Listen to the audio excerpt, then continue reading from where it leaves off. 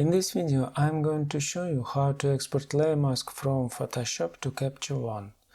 To do that I create two solid color layers, a black solid color layer and white solid color layer, and copy my mask, in my case two masks, layer mask and vector mask, into white solid color layer.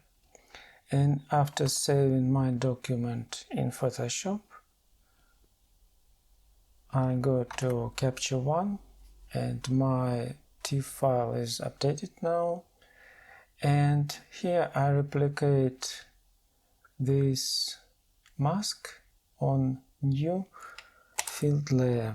Let's name it mask, and using Luma range we will replicate this mask. Holding Shift key, I drag top slider to the right and apply.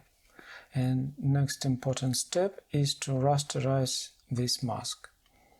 Now our mask is ready, and if I want to, for example, apply it to my raw image, I copy this layer, go to my raw image and apply this layer, and now I have exactly same mask in Capture One.